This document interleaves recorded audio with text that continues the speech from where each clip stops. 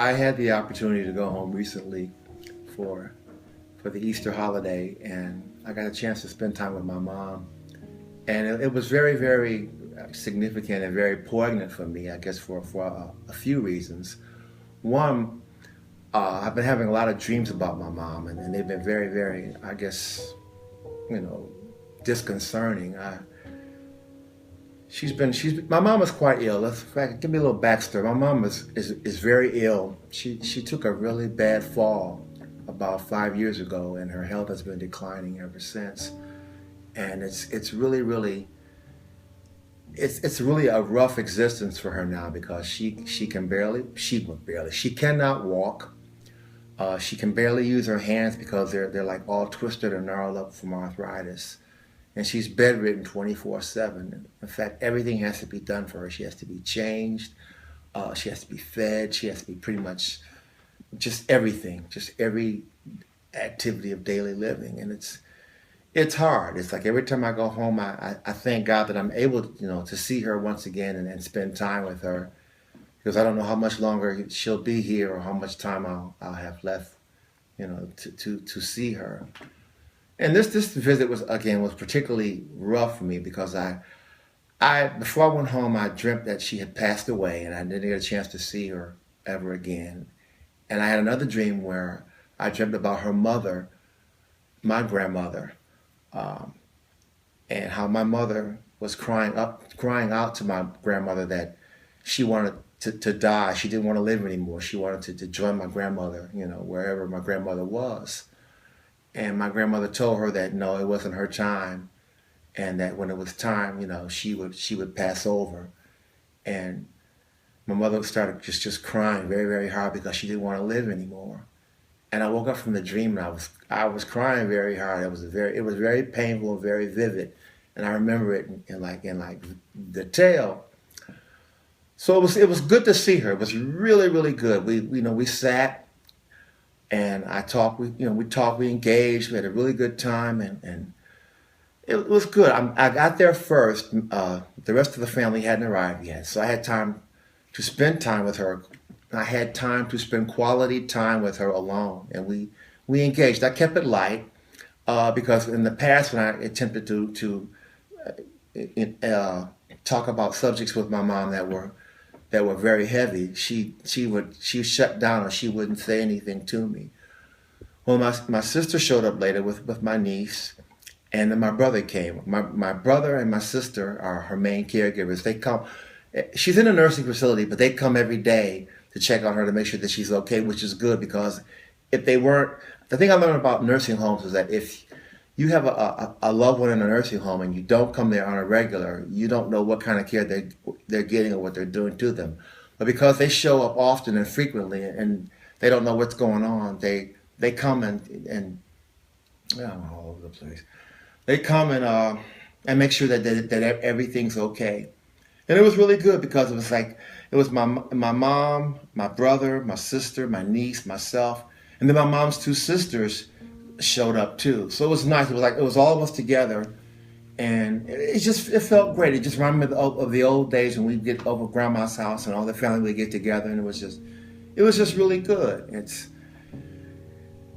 And I guess what I'm really trying to process is that my relationship with my mother is I'm making it work for me at this point in my life. My mother has never really been what you would call loving. My mother she wasn't a nurturing person. She had us and she raised us, and I guess because of the time and the standards, she stuck by us, and she provided us with the creature comforts and the things that we needed. But as far as the love and nurturing were concerned, we just didn't get it. And I remember so many times when I was young, I'd go to my mom, and I wanted a hug, and she wouldn't hug me. She pushed me away. I remember once I went to hug her, and she just pushed me so hard, and I started crying, and she laughed at me, and I thought, wow, that was that's messed up. That just as a child, I'm reaching out to you for love, and this is how you respond. But it's her pathology. I processed it all the way. There's so much. I mean, it's something between my mother and my father, their marriage, which was a sham to me. I did not understand their marriage.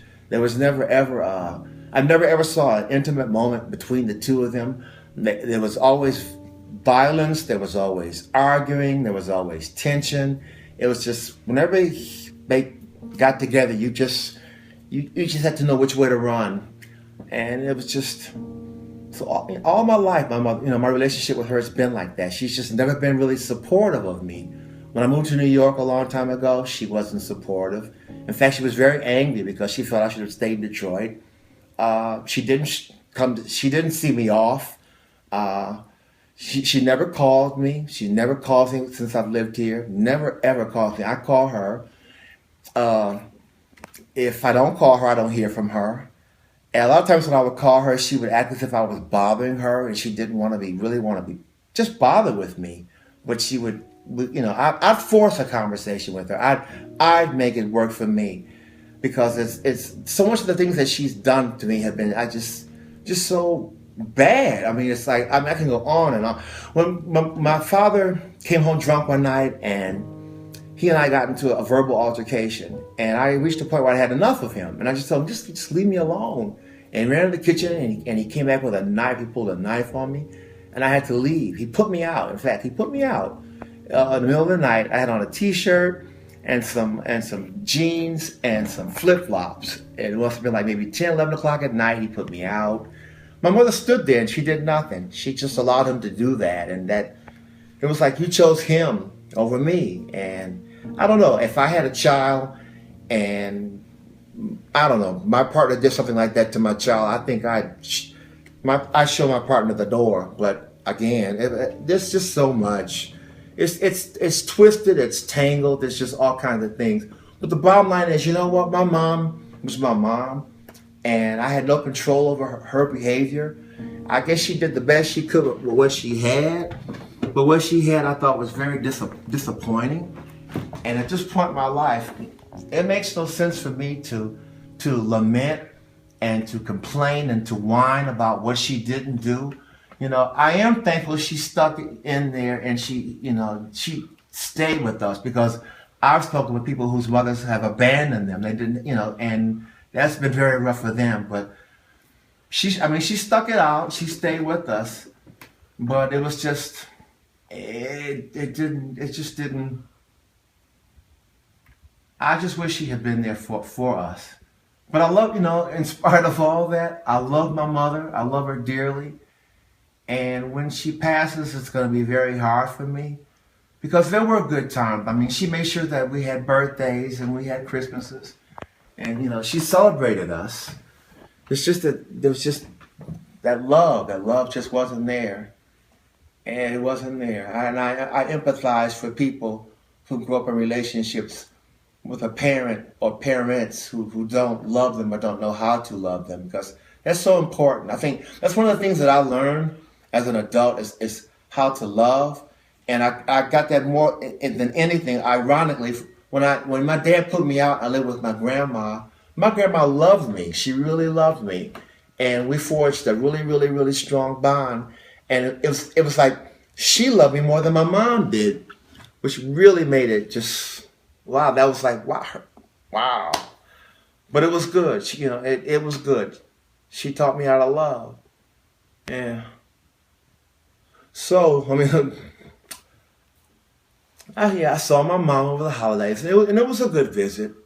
And like I said, every chance that I get to go home and see her, I'll see her, and I'll love her, and I'll honor her, because she's a good person. It's just that